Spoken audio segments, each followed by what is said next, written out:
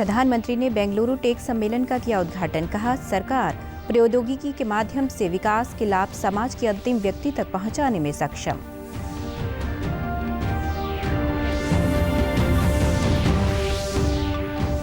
विश्व शौचालय दिवस पर केंद्रीय जल शक्ति मंत्री ने वीडियो कॉन्फ्रेंस के माध्यम से स्वच्छता पुरस्कार प्रदान किए।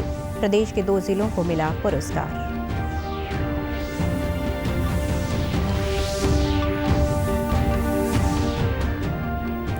स्वच्छ भारत अभियान के तहत जींद जिले में 66,000 से अधिक शौचालय बनाए गए। महिलाओं ने कहा, खुले में शौच से मिली मुक्ति।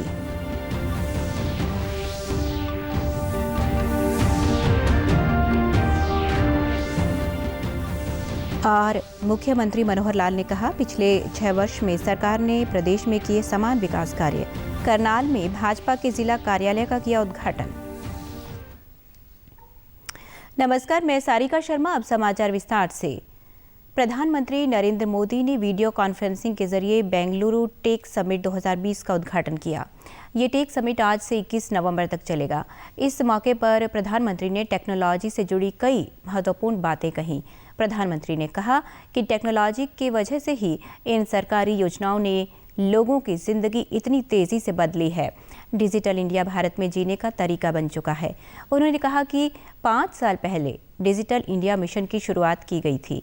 अब डिजिटल इंडिया को एक सामान्य सरकारी कार्यक्रम के तौर पर नहीं देखा जा रहा है।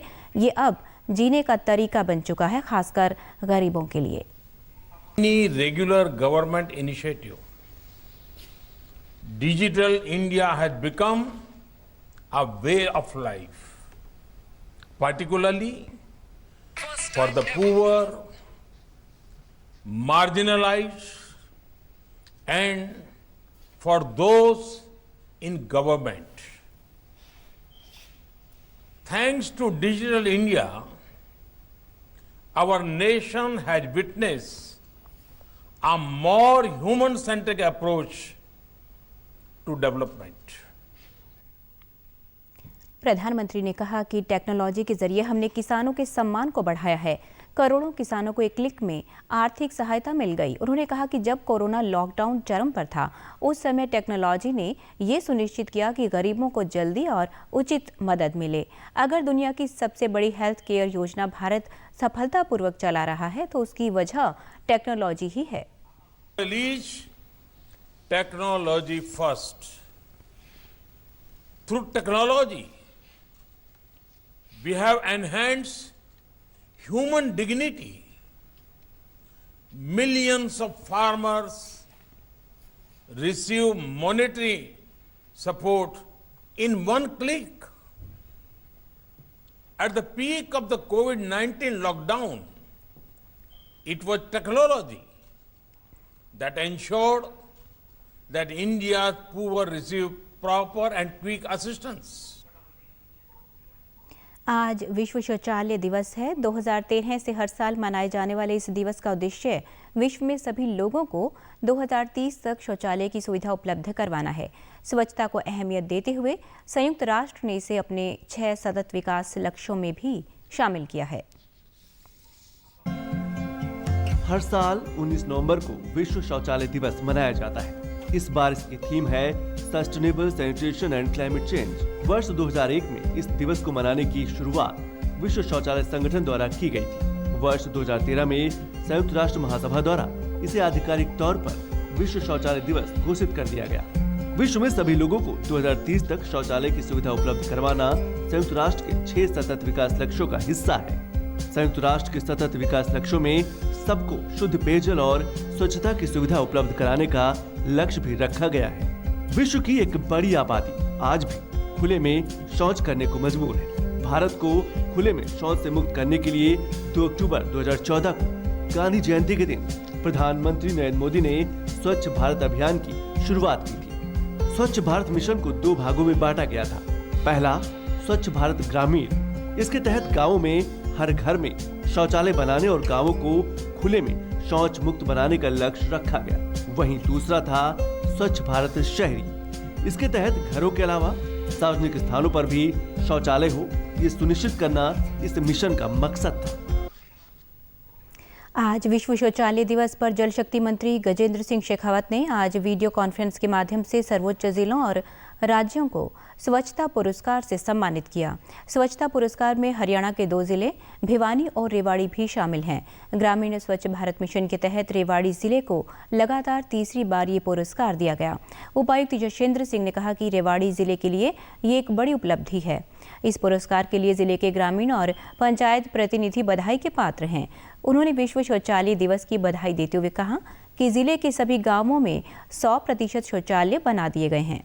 भारत मिशन ग्रामीण का, उसके लिए मैं सभी ग्राम पंचायतों को, सभी हमारे सरपंचों को, पंचों को, ब्लॉक समिति के सदस्यों को, जिला परिषद सदस्यों को, इन सबको और हमारे अधिकारी कर्मचारियों को मैं बधाई देता हूं कि उनकी मेहनत के कारण आज रेवाड़ी को राष्ट्रीय स्तर पर ये पुरस्कार मिला है। स्वच्छ भारत अभियान के तहत हर घर में शौचालय बनने से विशेषकर महिलाओं को खुले में शौच करने से मुक्ति मिली है। जींद जिले में इस अभियान के तहत 66,675 शौचालय बनाए गए हैं। महिलाओं का कहना है कि पहले उन्हें शौच के लिए बाहर जाना पड़ता था, किंतु अब घर में ही शौचालय बनने से उन्हें इस परेशानी से निजात मिली है। उन्होंने कहा कि घरों में शौचालय बनने से बीमारियों में भी कमी आई है। जी बहुत फायदा हो रहा है जी, हमने जमा करती बहुत खुश हो रहे हैं जी। बाहर जाने बहुत दिक्कत हो जाती जी, बहुत खुश हो रहे हैं जमा करती। अपना घर में हो गया, बाहर कोई दिक्कत नहीं जान की जी। हमने घनी सुविधा हो रही है जी, घर शौचालय बन गया, इज्जत बच गई जी, बाहर कौन जाना पड़ता जी। शौचालय भारत सरकार ने बनाया ये, इसमें हमें बहुत फायदा हुआ है। बाहर जाया कर दे और उसमें बच्चे भी थे या लड़की या घरवाली, सभी जी, इनको बहुत फायदा हुआ। सवेरी जी कहीं जगह नहीं थी, परेशानी बहुत ज़्यादा थी जी। ये बनने के बाद तो बहुत ज़्यादा सुविधा होगी जी। बहू बेटी की इज्जत बच गई, बाहर कितने घूमने के लिए जगह नहीं थी। ये भारत सरकार की तरफ से जो बहुत अच्छा कदम उठाया गया जी। सहायक परियोजना अधिकारी सुरेश ढांडा ने बताया कि हर घर में शौचालय की सुविधा होने से आम जन को राहत मिली है।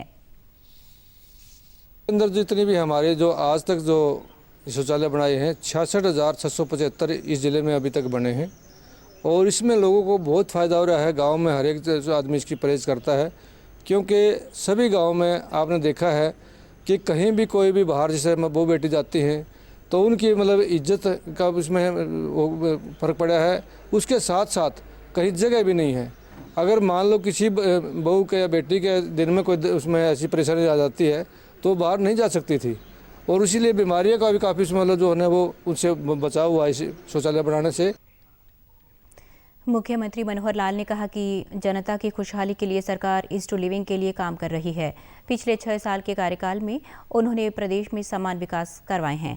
उन्होंने कहा कि भारतीय जनता पार्टी विकास के मामले में क्षेत्र, वर्ग, जाति का भेदभाव नहीं करती और प्रदेश में समान विकास के लिए निरंतर प्रयासरत है। आज करनाल में भाजपा के जिला कार्यालय का शिलान्यास करते हुए उन्होंने कहा कि कार्यालय से पार्टी का सुदृढ़ीकरण होता है। मुख्यमंत्री ने कार्यकर्ताओं से आह्वान किया कि वे सरकार की उपलब्धियों को लेकर जनता के बीच में जाएं और उन्हें इन योजनाओं का लाभ मिले, इसका भी प्रबंध करें। प्रयास का ही है, इसके जल्दी तुरंत बाद कार्यालय का निर्माण शुरू हो जाएगा और 6 महीने में ये कार्यालय बनकर तैयार होगा। कार्यकर्ताओं को पार्टी के काम को और सुदृढ़ करने के लिए एक अच्छा अवसर कार्यालय का निर्माण होता है। हमारे यहाँ हरियाणा के अंदर लगभग 20 कार्यालय ऐसे हैं जिनका या तो निर्माण हो चुका है, शिलान्यास हो चुका है, निर्माणाधीन है और केवल 2 स्थान बचे हैं, वो भी जल्दी। मुख्यमंत्री ने कई मुद्दों पर अपनी बात रखी। कोरोना के बढ़ते मामले पर उन्होंने कहा कि ये चिंता का विषय है और ऐसे में स्कूल खुले रहेंगे या बंद होंगे, इस पर विचार किया जाएगा। कृषि कानूनों के खिलाफ किसान संगठनों का 26 नवंबर को दिल्ली कूच आंदोलन पर मुख्यमंत्री ने कहा कि कांग्रेस और कुछ किसान यूनियन किसानों को बरगलाने का काम कर रही है। प्रदेश में डॉक्टरों की कमी पर मुख्यमंत्री ने कहा कि सरकार इसके लिए निरंतर प्रयासरत है। निश्चित रूप से, क्योंकि बहुत समय से ये मांग दोनों तरफ की चल रही थी। कुछ लोगों का मत था कि स्कूल कॉलेज खोलने चाहिए, कुछ लोगों का मत था कि नहीं अभी नहीं खोलने चाहिए। आखिर को एक निर्णय करना था, बहुत समय हो गया था, अप्रैल से लेकर के और लगातार 7 महीने हो गया, बल्कि 8वां महीना चल रहा है। तो इतने लंबे समय तक पढ़ाई ना हो बच्चों की, इसमें भी आकर एक सोचने का विषय था। लेकिन चूंकि अब ये बच्चों में स्कूलों में ये प्रवेश कर गया कोरोना का मामला, तो निश्चित रूप से हम इसका पुनर्विचार जरूर करेंगे, निर्णय लेंगे। किसानों को केवल बरगलाया जा रहा है, कांग्रेस जो है इसको बरगलाती है। किसान यूनियन के कुछ पदाधिकारी उसमें उस चक्कर में आ जाते हैं। वो है 1000 व्यक्तियों के पीछे 1 डॉक्टर होना चाहिए। उस हिसाब से हमको आज हरियाणा में 27,000 डॉक्टर चाहिए। आज हम सिर्फ सरकारी और प्राइवेट डॉक्टर मिला करके 13 से 14 हज़ार हैं। आज भी इस समय भी 13 हज़ार लोगों की हमको आवश्यकता है। हम उसी हिसाब से डॉक्टरों की संख्या बढ़ाएंगे ताकि ग्रामीण क्षेत्र में, शहरी क्षेत्र में हम 1000 व्यक्तियों पर एक डॉक्टर दे सकें। मुख्यमंत्री मनोहर लाल ने ट्वीट कर रानी लक्ष्मीबाई की जयंती पर उन्हें नमन किया। उन्होंने कहा कि मातृभूमि की स्वाधीनता के लिए अपने प्राणों का बलिदान देने वाली अद्भुत शौर्य और पराक्रम की प्रतिमूर्ति वीरांगना रानी लक्ष्मीबाई को उनकी जयंती पर शत शत नमन। मुख्यमंत्री ने कहा कि रानी लक्ष्मीबाई का त्याग एवं उनकी वीरता आने वाली पीढ़ियों को देश सेवा के लिए सदैव प्रेरित करती रहेगी। प्रदेश से जुड़ी खबरों को विस्तार से जानने के लिए आप हमारे साथ फेसबुक, ट्विटर और यूट्यूब के माध्यम से भी जुड़ सकते हैं। हमसे जुड़ने के लिए आप हमारे सोशल मीडिया हैंडल को फॉलो कर सकते हैं। मुख्यमंत्री मनोहर लाल ने कल पंचकुला में 3 कालजयी साहित्यकार संत कवि सूरदास, बाबू बाल मुकुंद गुप्त और लोक कवि पंडित लक्ष्मीचंद की प्रतिमाओं का लोकार्पण किया।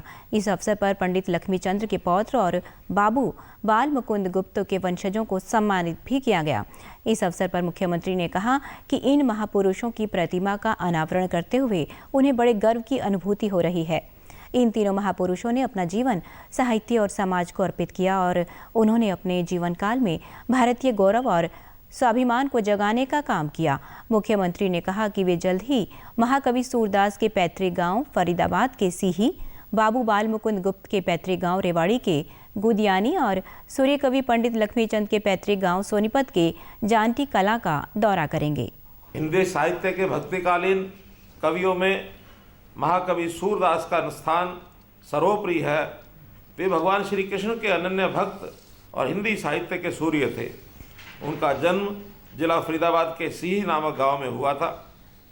इसी प्रकार जिला रेवाड़ी के गुडियानी गांव में जन्मे महान साहित्यकार, पत्रकार और भारतीय स्वतंत्रता संग्राम के वीर सिपाही बाबू बाल मुकुंद गुप्त जी ने अपनी लेखनी के बल पर अंग्रेजी शासन को कड़ी चुनौती दी थी। इसी प्रकार जिला सोनीपत के गांव जाटी कला में जन्मे सूर्य कवि पंडित लक्ष्मीचंद जी ने भी पराधीनता के समय भारत की प्राचीन संस्कृति के गौरव को पुनः स्थापित करते हुए लोक साहित्य के माध्यम से भारतीयों के स्वाभिमान को जगाने का काम किया। सूचना जनसंपर्क एवं भाषा विभाग के अतिरिक्त मुख्य सचिव धीरा खंडेलवाल ने कहा कि ऐसे महान महापुरुषों के जीवन से प्रेरणा लेने के लिए उनकी प्रतिमाओं की स्थापना करना बहुत जरूरी है। उन्होंने कहा कि हरियाणा में महापुरुषों के आदर्शों और सिद्धांतों को जीवंत बनाए रखने की समृद्ध परंपरा है। वर्ग में वो देश के प्रति प्रेम, प्रदेश के प्रति प्रेम, मातृभूमि के प्रति प्रेम, कि हमें ऐसे संस्कार और संस्कृति मिले जिससे हम अपनी जन्मभूमि से, अपने जन्म के प्रदेश से प्यार कर सकें और उसके लिए ऐसा कार्य करें कि हम अमर हो जाएं। महिला सशक्तिकरण को बढ़ावा देने के लिए दिल्ली की एक संस्था ने नूह में स्वयं सहायता समूह की 50 महिलाओं को करीबन 65 लाख रुपए के चेक वितरित किए। इसके अलावा सिलाई सेंटर में स्किल डेवलपमेंट सीख चुकी 5 महिलाओं को सर्टिफिकेट भी वितरित किए गए। नीति आयोग के अधिकारी कार्तिक भाटी ने कहा कि केंद्र सरकार हरियाणा के पिछड़े जिले नूह को विकास की पटरी पर लाने के लिए लगातार प्रयासरत है और कई प्रकार की योजनाएं जिले में चलाई जा रही हैं। की तरफ अग्रसर कर रहा है और प्रगति जरूर हो रही है। और सबसे बड़ी महत्वपूर्ण बात जो कि इस कार्यक्रम को आज देख के भी लग रही है कि एक जन भागीदारी जिसको बोला जाता है कि विकास को एक जन भागीदारी का आंदोलन बनाया जाए, उसके तहत आज संस्थाएं यहाँ पे आई और बहुत सारे अलग अलग कॉरपोरेट्स हैं, वो मिल के अपना योगदान दे रहे हैं और जिला प्रशासन उनके साथ मिल के काम कर रहा है। आज का जो आयोजन था इसमें 50 महिलाओं को 1,30,000 प्रति महिला के हिसाब से लोन दिया गया है। आज जो गांव जहां से चिन्हित किया गया इन महिलाओं को, उनमें इंद्री, उदाका, गांगोली, बरोटा और उलेटा इन गांव की महिलाएं थीं। जैसा कि आप सबको पता है कि कोविड का प्रोटोकॉल है, इसके तहत हम सारी महिलाओं को एक साथ अंदर नहीं ला सकते थे। डीसी साहब ने भी हमारा सहयोग किया। तो इस तरीके से पीएनबी, वीटा, पशुपालन विभाग और हमारी संस्था के सहकर्मियों के प्रयास से एक हमने आज इस तरह का कार्यक्रम शुरू किया। लाभार्थी महिलाओं का कहना है कि वे स्वयं का रोजगार कर अपनी आमदनी को बढ़ा सकेंगी, जिससे उनकी आर्थिक स्थिति में सुधार होगा। इस चेक का हम भैंस खरीदेंगे और अपने बच्चे का पालन पोषण करेंगे और अच्छे से इसकी किस्त निकालेंगे और इसका दूध डेयरी में देके इसके जितनी हम पे फालतू बनेगी किस्त हम ज़्यादा निकालने की कोशिश करेंगे। जितनी हम पे कोशिश होगी हम ज़्यादा से ज़्यादा भर के इसका जल्दी फाइनल करेंगे। अंत में इस बुलेटिन के मुख्य समाचार एक बार फिर।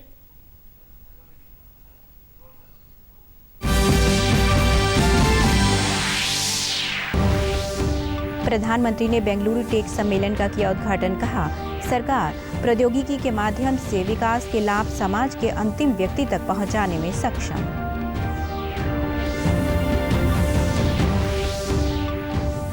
विश्व शौचालय दिवस पर केंद्रीय जल शक्ति मंत्री ने वीडियो कॉन्फ्रेंस के माध्यम से स्वच्छता पुरस्कार प्रदान किए। प्रदेश के 2 जिलों को मिला पुरस्कार।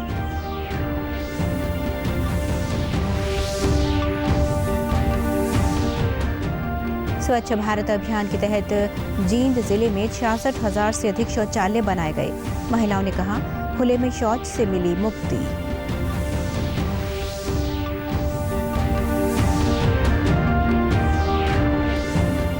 और मुख्यमंत्री मनोहर लाल ने कहा, पिछले 6 वर्ष में सरकार ने प्रदेश में किए समान विकास कार्य। करनाल में भाजपा के जिला कार्यालय का किया उद्घाटन। समाचारों में आज इतना ही। नमस्कार।